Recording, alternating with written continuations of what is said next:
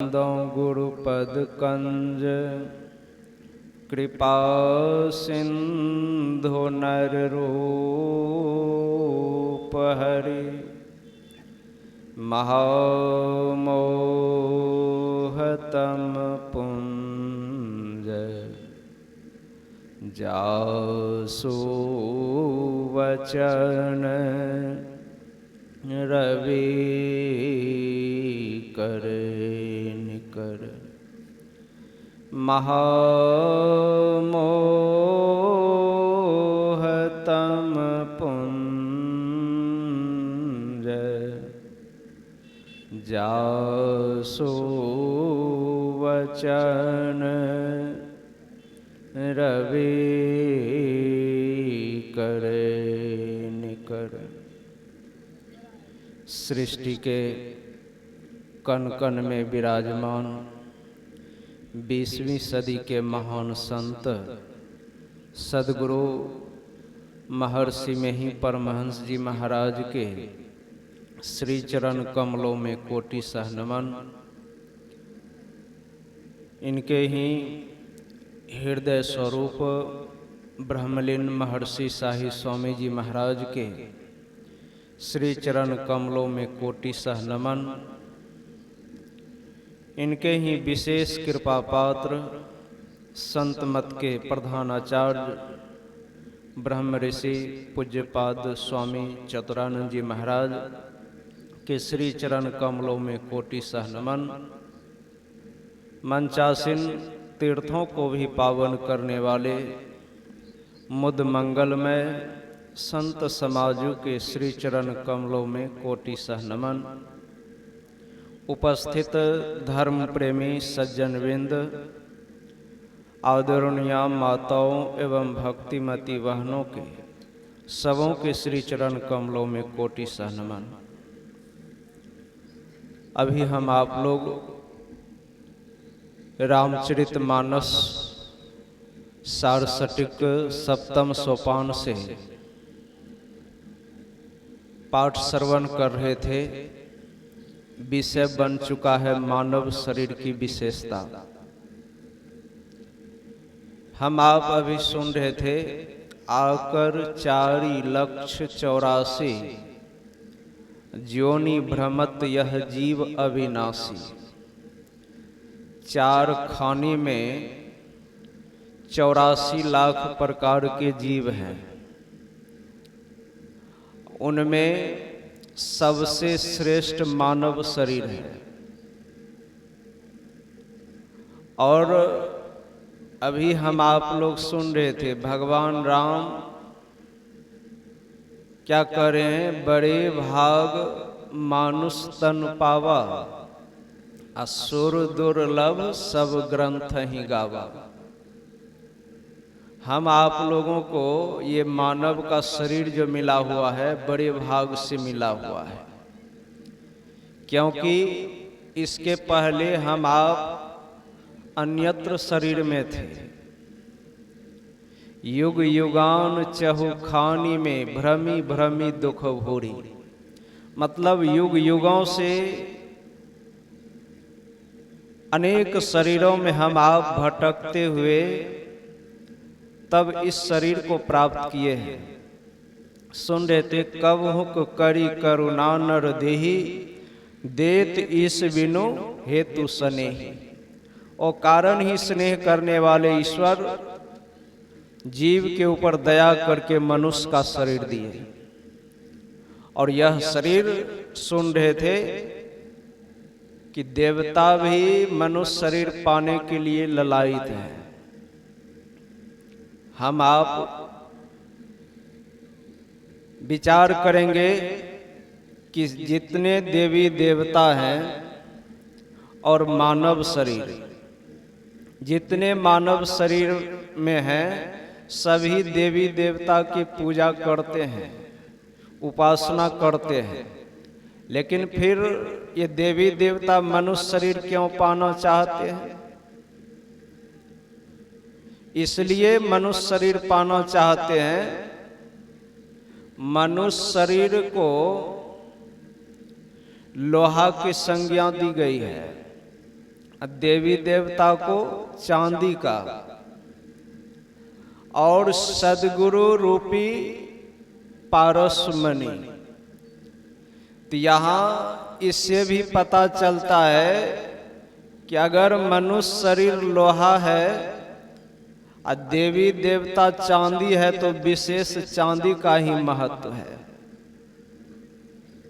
चांदी को हम आप विशेष मानते हैं लोहा से, लेकिन जब वही चांदी हो या लोहा इसके संपर्क में पारसमणि का हो जाए तब क्या होगा? पारसमणि को अगर चांदी से सटाया जाए तो वह चांदी का चांदी ही रहेगा। अगर लोहा में सटा दिया जाए वह लोहा सोना बन जाता है।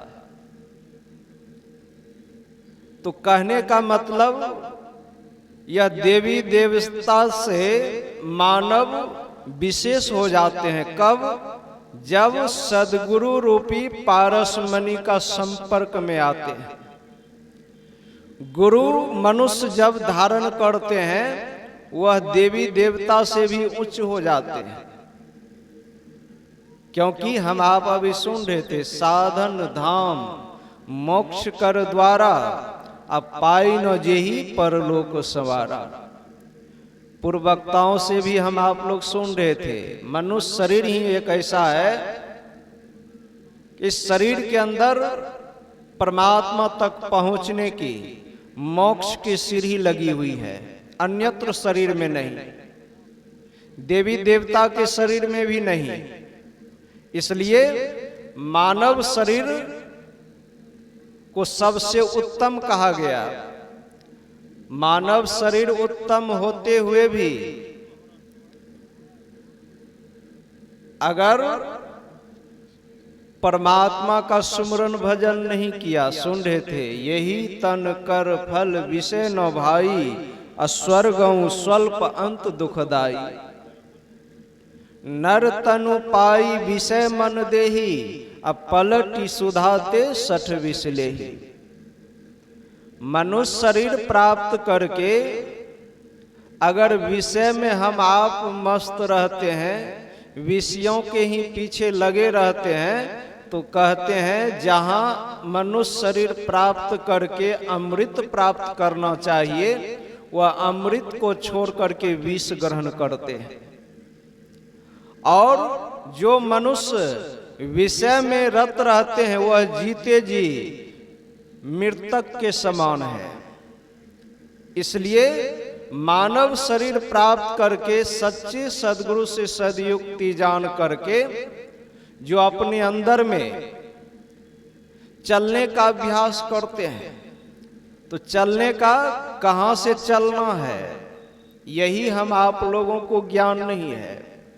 हम आप लोग भजन में सुनते हैं तन नव द्वारे हो रामा, अति ही मलिन हो ठामा, अत्यागी चढ़ू दसम द्वारे सुख पाओ रे भाई। कहते हैं 10वां द्वार में जो प्रवेश करते हैं, 10वां द्वार से जो चलना आरंभ करते हैं उनको सुख मिलता है। अगर 10वां द्वार में नहीं प्रवेश करते हैं, यही 9 द्वारों में भ्रमण करते रह गए, तो कहते हैं दुख ही दुख लगा हुआ रह जाएगा। ये 9 द्वार क्या है? आंख का 2, कान का 2, नाक का 2, कितना हो गया 6, एक मुख कितना हो गया 7, एक पेशाब मार्ग, एक पैखाना मार्ग, ये 9 द्वार है। कहते हैं ये 9 द्वारों में अत्यंत गंदगी है, गंदगी भरा हुआ है। इसमें जो कोई फंसे हुए रहते हैं वे दुख में पड़े हुए रहते हैं। संत महापुरुष कहते हैं इन 9 द्वारों का परित्याग करो, 10वां द्वार में प्रवेश करो। जो 10वां द्वार में प्रवेश करते हैं वही मानव शरीर पाने के सार्थक कर पाते हैं, अन्यथा नहीं। और जो 10वां द्वार में प्रवेश करते हैं वही परमात्मा का साक्षात्कार करते हैं। सुबह में हम आप लोग सुन रहे थे केनोपनिषद में, इहि चेद वेदी दत्थ सत्यम अस्ति नौ चेदिहा वेदिन महति विनष्टि भूतेषु भूतेषु विचित्य धीराः प्रत्यास्माल लोकाद मृता भवन्ति। कहते यदि इस जन्म में ब्रह्म को जान लिया तब तो ठीक है, यदि नहीं जाना तब तो बहुत बड़ी भारी हानि है। मतलब परमात्मा को किस मार्ग पर जाकर के हम प्रत्यक्ष कर सकते हैं, यह ज्ञान चाहिए।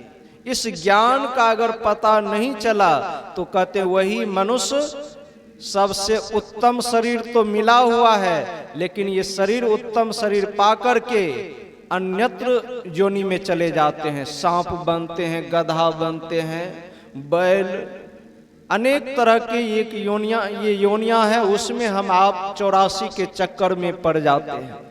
कहते हैं संतों से भेद लेकर के 10वां द्वार में हम कैसे प्रवेश करेंगे, इसकी कला को सीख करके हर एक मनुष्यों को नित्य ध्यान और सत्संग करते रहना चाहिए।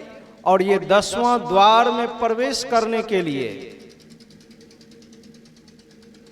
गुरु महाराज कह दिए हैं, खान पान को प्रथम संवारो तब रस रस सब अवगुण मारो। कहते हैं 10वां द्वार में प्रवेश करने के लिए अगर हमारे अंदर अवगुण है, अवगुण भरा हुआ है, तो 10वां द्वार में प्रवेश नहीं कर सकते। तो अवगुण को समाप्त करने के लिए प्रथम है खान पान। खान पान का सुधार करना चाहिए। मांस, मछली, अंडा, दारू, ये सब क्या है? उत्तेजक पदार्थ है, मूढ़ता उत्पन्न करते हैं। उस मार्ग पर चलने में हम अग्रसर नहीं हो सकते। इसका परित्याग करना पड़ता है, तब हम आप उस मार्ग में चल पाते हैं। हम आप देखिए गांव घर में मंदिर बनाते हैं। अब मंदिर बनाते हैं तो क्या करते हैं? उस मंदिर में मांस मछली खा करके, शराब पी करके कोई नहीं प्रवेश करते हैं, बिना स्नान करके कोई नहीं प्रवेश करते हैं। आज जिस मंदिर को परमात्मा ने बनाया, यह शरीर इस मंदिर से कई गुना पवित्र है। इस मंदिर में प्रवेश करने के लिए अगर हम आप सोचेंगे कि मांस मछली खा करके प्रवेश कर जाएंगे तो ये संभव नहीं है। इसलिए इसका परित्याग अवश्य करना चाहिए और नित्य नियम के अनुसार संतों से भेद लेकर के नित्य सत्संग और ध्यान करते रहना चाहिए। इसी में मानव जीवन का सार्थक है, सफलता है। इतना ही कहकर के मैं अपनी वाणी विराम देता हूँ। श्री सद्गुरु महाराज की जय।